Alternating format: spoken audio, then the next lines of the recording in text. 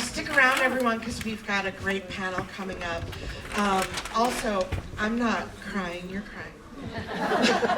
So, I want to say, first of all, what a great movie. And one of my favorite things is when audiences in the theater applaud in the middle of a movie at things that are happening on screen. I love that so much. And I also just want to say that art house theaters are incomparable civic spaces.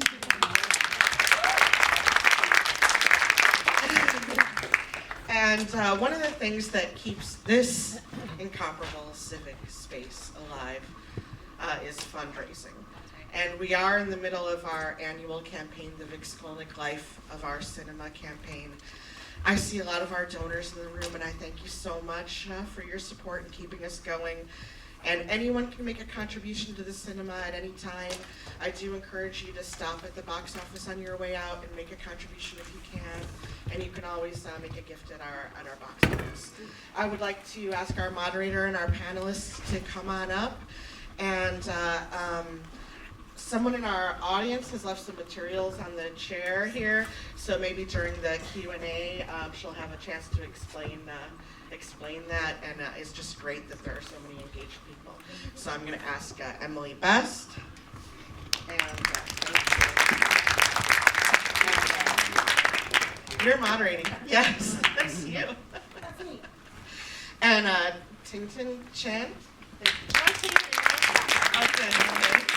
And Juli Grey-Owens. Dainna and Susan Cushman.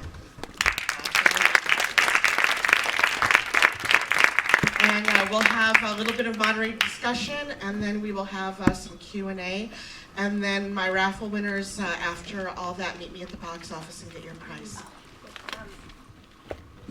First of all, hi, my name's Emily Best. My pronouns are she, her, hers. I am the producer of this movie.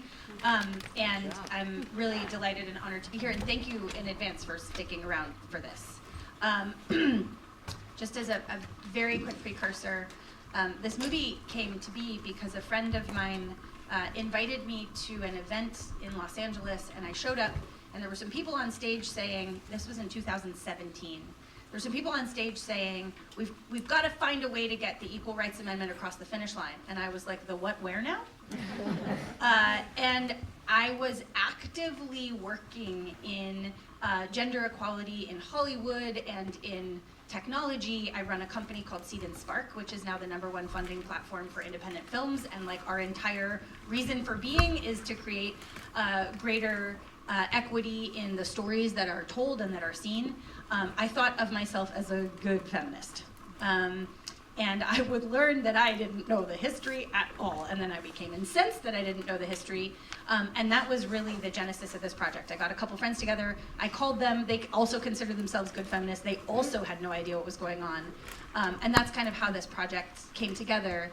And we've been working on this movie for 8 years. And so it's really thrilling to get to put it in front of an audience, and it's not even quite done yet. But it will also be out on Independent Lens PBS in the fall, if we can. Yeah, I mean, that's the dream, right?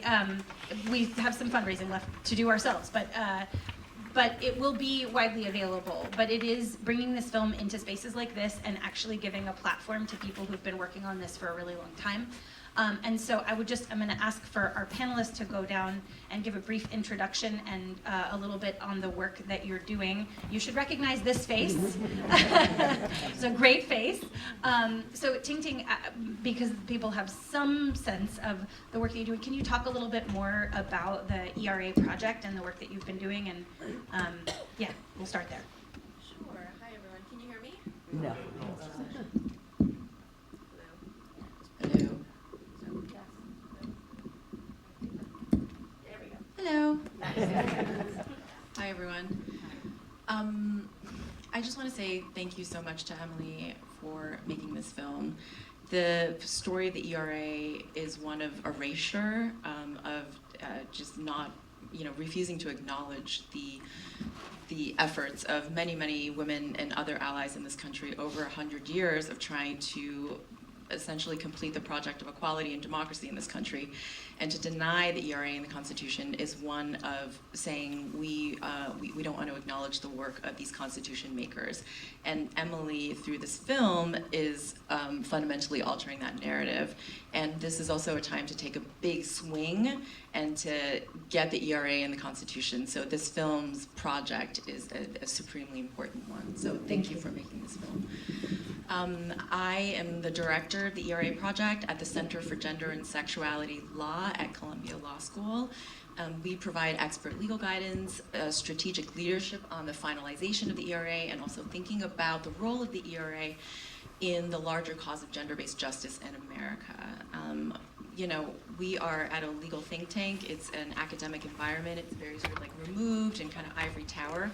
Except I'm sort of at the heart of it, like kind of a wild activist. Like I don't see myself as somebody who, I'm an immigrant from China. Like I exist on the periphery. Like I'm on the outside. I'm not at the center of power. I don't align myself with like Columbia Law School.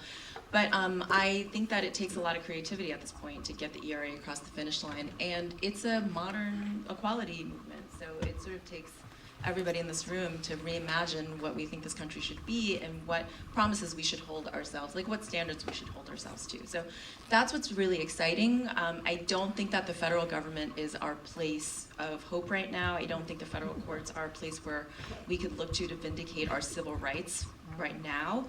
But what's really exciting is that while we talk about the finalization or the perceived legitimacy of the federal ERA, there are 50 state constitutions, and over half of them have state-level ERAs that are not in dispute. They have been under-considered and underutilized as resources, but they can be picked up as tools today by all the state-level executives and elected officials, and to really implement equality in the vision that we see fit. So that's very exciting. I think there's a really burgeoning youth-led movement around the ERA that I find to be really invigorating. So there is hope. The sort of cause of the ERA is very much alive, and we are closer than ever. Thank you, yeah. And I just also want to thank Emily Best for that incredibly powerful film, and the Cinema Arts Center for hosting this, and to shout out to the League of Women Voters Huntington, who invited me to participate, yeah. My name's Susan Cushman, and like Ting, I wear a few different hats. I teach women's and gender studies at Nassau Community College. I'm the director of advocacy and issues at the League of Women Voters Central Nassau. And I too have been a lifelong activist for women's issues and equal rights. I did not know half of the details of what Virginia went through until I saw this film. Amazingly inspiring. And it's the kind of work that needs to continue if we're going to get this ERA published as it always should have been. So my work for the League in Central Nassau has been pretty centered on Prop 1. And some of us are still celebrating the victory of Prop 1. And if you're not from New York, I'll just briefly say that that's the amendment of the state ERA, going beyond race and national origin and religion, all very important, but adding sex and gender to the mix there, and as well, gender equality, migrant status, and pregnancy outcomes. And I think that's just one thing I want to talk about briefly, is pregnancy outcomes. That's kind of been the focus of my research and writing lately. And it's the reason why the ERA needs to be published. As Ting said, many states, including New York, have revised their constitution to include gender equality, and especially for women with pregnancy outcomes that are beyond their control. And it gives them access to the reproductive health care that is necessary to sustain their lives, and in some cases their babies' lives. And in states around the country, not up to 20 states do not have this protection. So what do? Do we sit in New York and bask in our glory for the passage of the Prop 1, or do we work on behalf of women and families in the states where these laws are costing women's lives? We already know of 2 women of color who have died in Georgia. People's lives. People's lives. I'm sorry.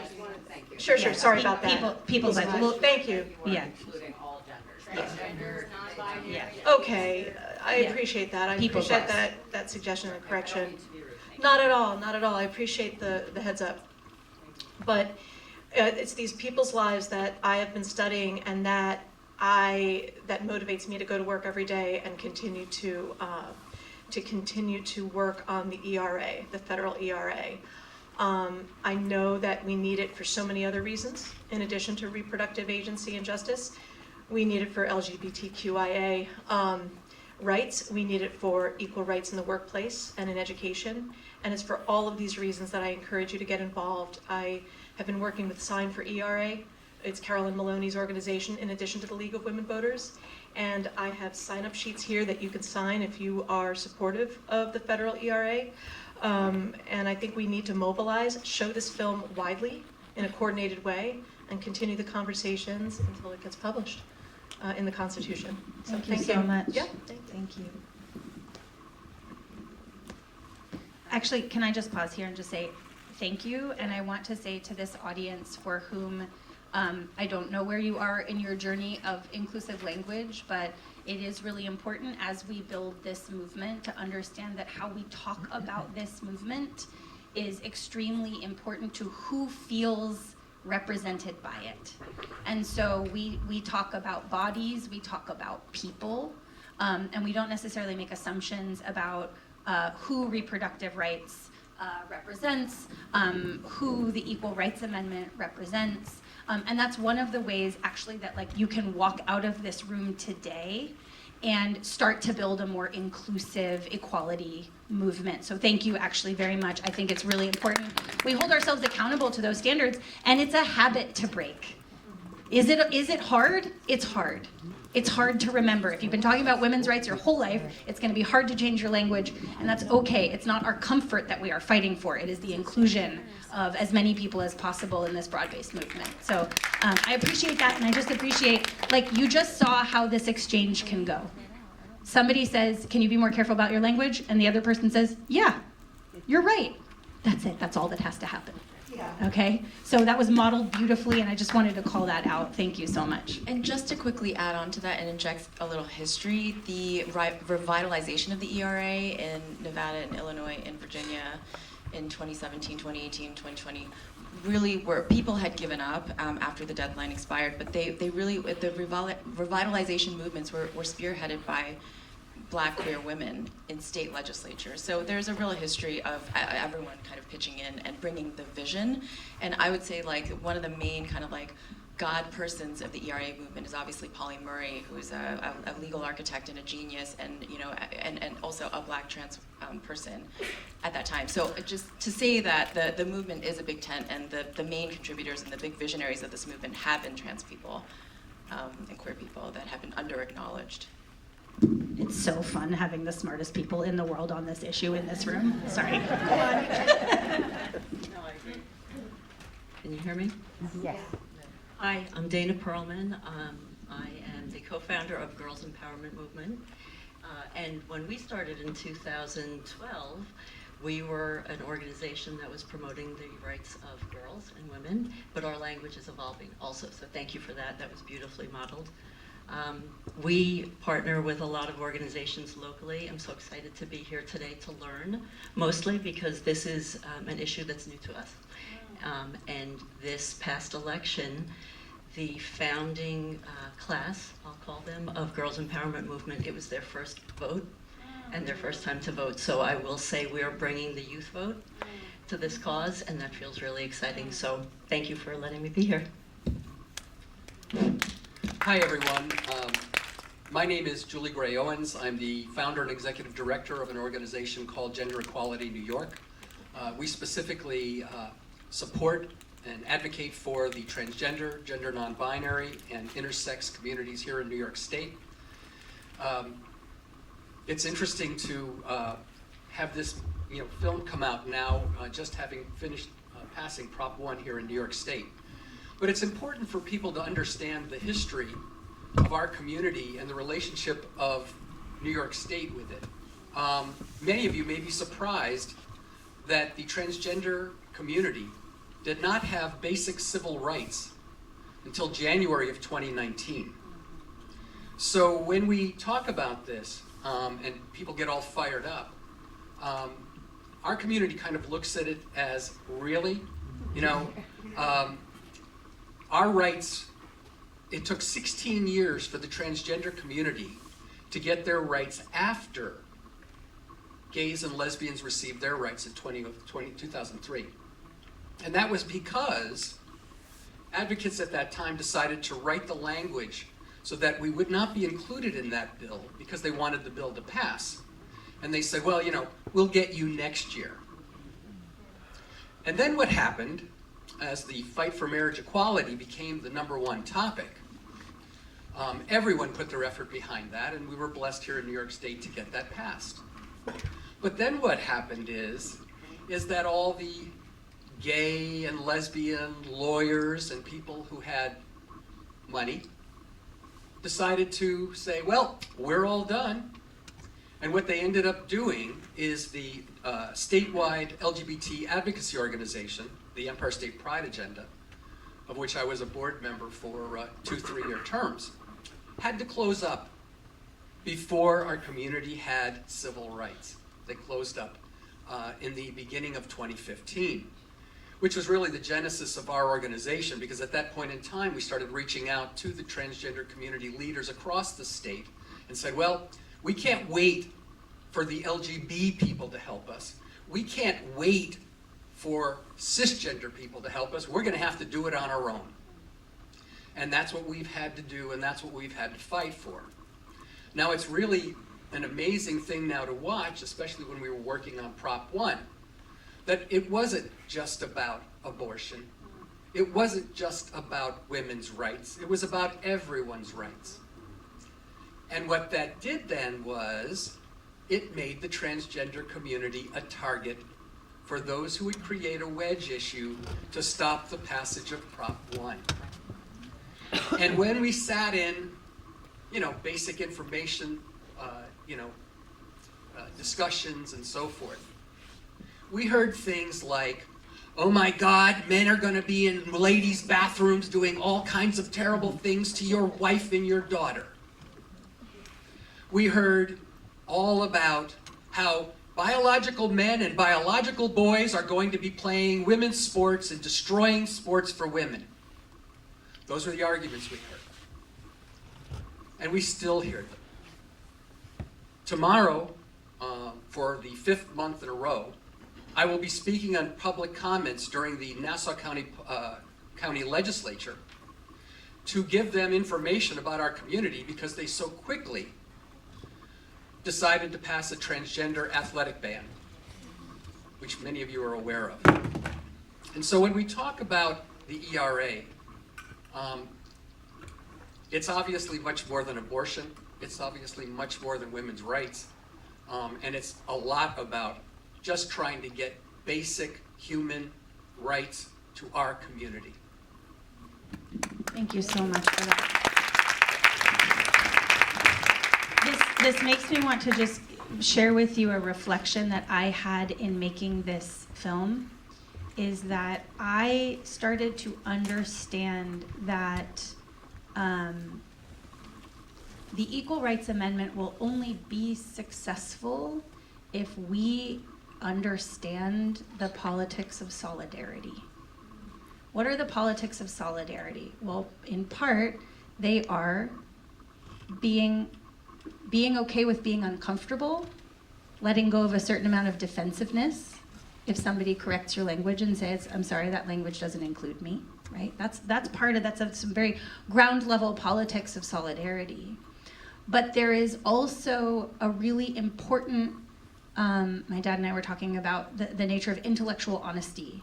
That if you are going to bring a movement for equality, it should not threaten you if somebody says it has to include all of us. It should not be difficult. And we should be utterly and immediately intolerant of anybody who should try to drive a wedge. Ever, right? And we have to be very, very sensitive as activists, as citizens, as mothers and fathers and parents of school children, right? We have to be extremely sensitive to the issues that are put before us that can divide us. And so for me, the big lesson that I took away from this film, and listen, we knew that we were only going to get people for like 85 minutes, and there's more depressingly left on the cutting room floor than I can even say. So the angle that we chose to talk about was one of a very deep and clear wound in this country that is a racial divide. My hope is that everyone can see that the politics of solidarity have to include everyone or they include no one, right? And so first of all, thank you, and I'm so delighted that you're here today.